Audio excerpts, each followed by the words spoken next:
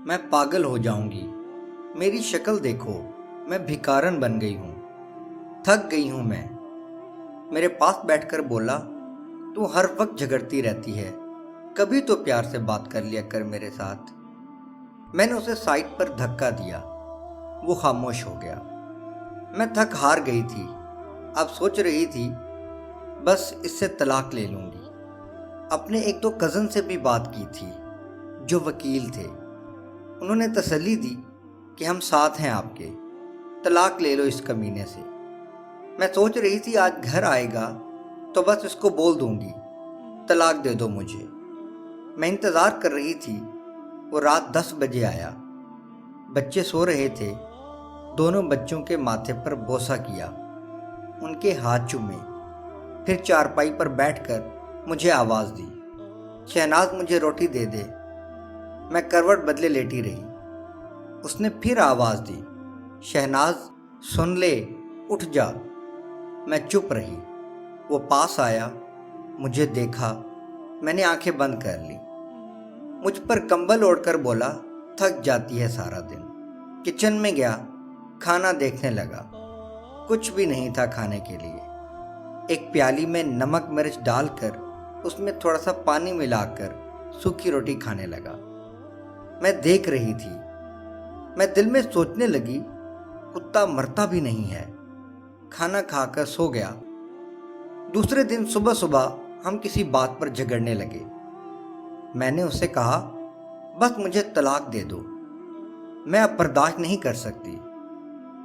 वो तलाक का नाम सुनते ही चुप हो गया। जल्दी से उठा, फिर बाइक ली, बाहर जाने लगा। मैंने चिल्लाकर कहा, अल्लाह करे तू मर जाए, मेरी जान तो छूट जाए तुमसे। वो बाइक बाहर खड़ी करके कमरे में गया, किसी कॉपी पे कुछ लिखा, फिर चला गया। मैं गालियां दे रही थी, रो रो कर थक गई। मैं उसे बद्दुआ दे रही थी। मैंने इरादा कर लिया, बस अब इस इंसान के साथ नहीं रहना। 2-4 घंटे गुजरे और मैं मैके जाने लगी।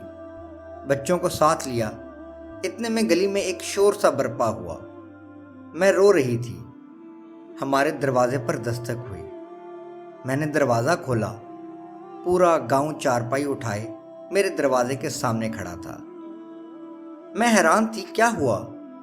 इतने में एक लड़का फ़ोन पर बात कर रहा था, यार अकबर का एक्सीडेंट हुआ, वो मर गया है। ये सुनते ही जैसे मुझ पर क़यामत आ गिरी। मैं साकित हो गई। चारपाई सहन में रखी गई। सब लोग कब्र खोदने की बात करने लगे। कुछ जनाजे का टाइम देखने लगे। मस्जिद में ऐलान होने लगा। अकबर मेरे सामने चारपाई पर लेटा हुआ था। कौन यकीन करे वो मर चुका है। मैं चीखने चिल्लाने लगी, अकबर उठ जा, मैं नहीं कुछ मांगती, मुझे कुछ नहीं चाहिए, मैं तलाक की बात भी नहीं करती। मैं उसके पांव चूमने लगी। अकबर उठ जा मेरी जान, उठ जा। देख मैं कहीं नहीं जा रही, मुझे तेरे साथ ही रहना है। मैं भूखी प्यासी रह लूँगी, मुझे यूं छोड़कर ना जा। लेकिन अब बहुत देर हो चुकी थी। अब वो मुझे छोड़कर जा चुका था। मैं चीखती रही। उसके जाने के बाद मुझे दुनिया के रंग नजर आने लगे। मुझे रिश्ते बदलते दिखाई देने लगे। फिर जो अपने थे वो सब मुंह मोड़ने लगे। मैं अकबर के बाद दर बदर ठोकरें खाने लगी। अब बच्चे भी कुछ फरमाइश नहीं करते। वो जानते हैं बाबा अब नहीं रहे। मेरे सगे भाई भी मुंह मोड़ गए। मैं लोगों के घरों में नौकरानी बन के काम करने लगी। एक दिन मुझे उसकी डायरी मिली जिस पे लिखा था, शहनाज से शादी करके बहुत खुश हूँ, शहनाज से बहुत प्यार करता हूँ। वो पागल है, बिल्कुल समझती ही नहीं, झगड़ती रहती है। देखो आज उसने मुझे खाना नहीं दिया। वो कहती है महंगा मोबाइल ला कर दो। इसे कैसे बताऊं, नहीं ला सकता। आज मेरे बच्चों को मेरे भाई ने गाली दी। मैं बहुत रोया हूँ। मेरे बच्चे मेरी जान हैं। अल्लाह ने चाहा हमारे हालात बदल जाएंगे। फिर शहनाज को दुनिया की हर खुशी दूंगा।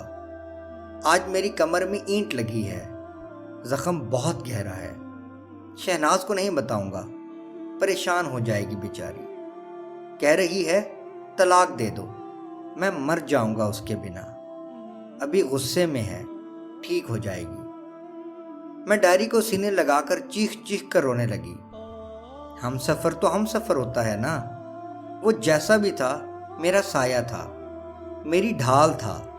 اس کے بعد زمانے کی ٹھوکریں کھا کر سمجھی ہوں، اس کے ساتھ میرے دونوں جہاں تھے۔